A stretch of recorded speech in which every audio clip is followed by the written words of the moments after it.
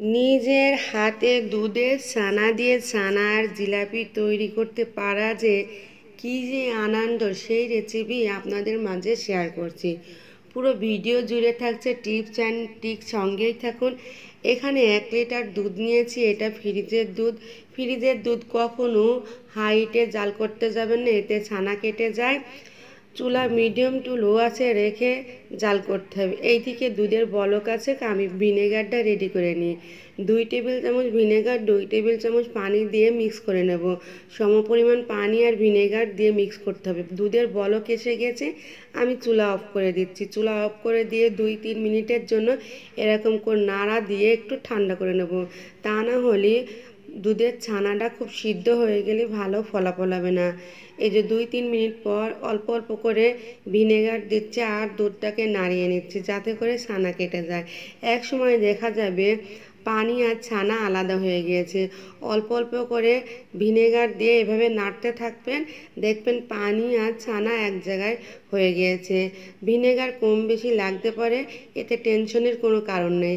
আমি এই যে ছানা কেটে গিয়েছে দেখিয়ে দিচ্ছি, ঠিক এমন করে আপনারা ছানা করে নেবেন। বেশি গরমের ভিতর রাখতে যাবেন না, তাহলে বেশি ছানা সিদ্ধ হয়ে যাবে। আমি পানি সেকে ভিনেগারেরটা ধুয়ে নেব।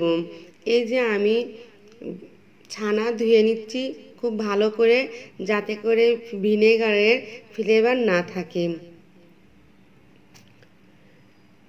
এভাবে করে ধুয়ে নিচ্ছি।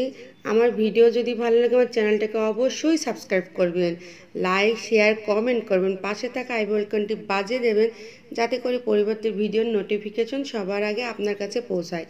এভাবে করে চাপ দিয়ে আমি যতটা পানি বের করে নিয়ে যায় বের করে নিচ্ছি। আর 15 মিনিট পর আমি এটা ঝুলিয়ে রাখবো। 15 মিনিট পর এটা আবারও খুলে আমি খুব ভালো করে খুলে নিচ্ছি, দেখতে পাচ্ছেন। জাস্ট 15 মিনিট পরেই আপনারা এটা খুলবেন। 15 মিনিটের বেশি রাখতে যাবেন না। দিয়ে দিচ্ছি 1 টেবিল চামচ চিনি আর 1 টেবিল চামচ ময়দা। 1 টেবিল চামচ ময়দা অবশ্যই দিতে হবে, তা না হলে ছানার জিলাপি করা যাবে না। আর দিয়ে দিচ্ছি 1 চা চামচ ঘি। আমি এখানে ঘি দেবো, খাওয়া সোডা বেকিং পাউডার কোনো কিছুই দেবো না, কারণ ওগুলা দিলে একটু ক্ষতির পরিমাণ বেশি। আমি যতটা পারি আমার রেসিপিতে খাওয়া সোডা বেকিং পাউডার এড়িয়ে চলি।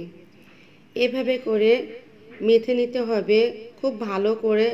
10 মিনিটের জন্য এভাবে করে ছানাটা মেখে নিতে হবে। দেখতে পাচ্ছেন খুবই দারুণ হয়েছে। এভাবে এতটুকু টুকরো নিয়ে আমি জিলাপির আট দেবো। দেখতে পাচ্ছেন একটা লম্বা করে নিচ্ছি, দিয়ে এভাবে করে এই কাজটা একটু ছিল আস্তে আস্তে করতে হয়, তাই আপনারা যত সম্ভব আস্তে আস্তে করবেন।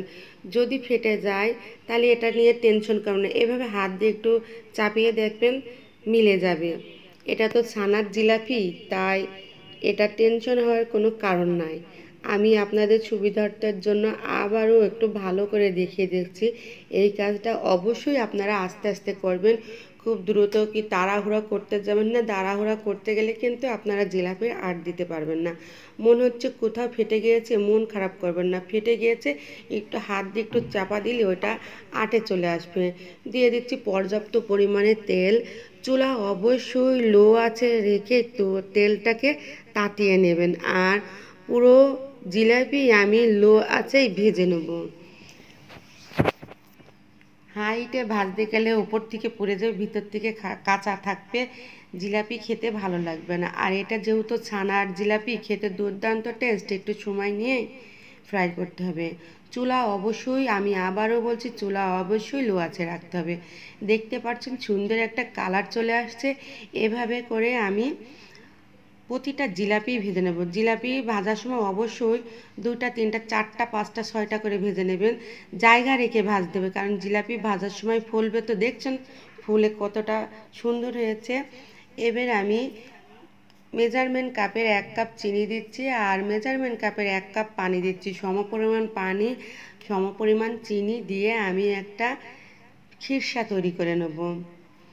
তো এখানে 2-3টা তারের দরকার নেই, মানে যে চিনির ক্ষীরাটা একটু ঘন হয়ে আসলেই তখনই আমি ভেজে রাখা জিলাপিগুলা দিয়ে দেবো। চুলা অবশ্যই অফ করে দিতে হবে, তা না হলে কালার নষ্ট হয়ে যাবে। একটু ঢাকা দিয়ে দিচ্ছি 2-1 মিনিটের জন্য। ঢাকা দেওয়ার পরে এই যে ছানার জিলাপি দেখতে যে কত দারুণ, খেতে অসম্ভব মজা। আপনারা বাসায় একবার হলেও এই জিলাপি বাসায় তৈরি করুন। আর এই জিলাপি তৈরি করতে খুব একটা সময় লাগে না, আধা ঘন্টার ভিতরেই জিলাপি হয়ে যায়। কি দারুণ, অসম্ভব মজা।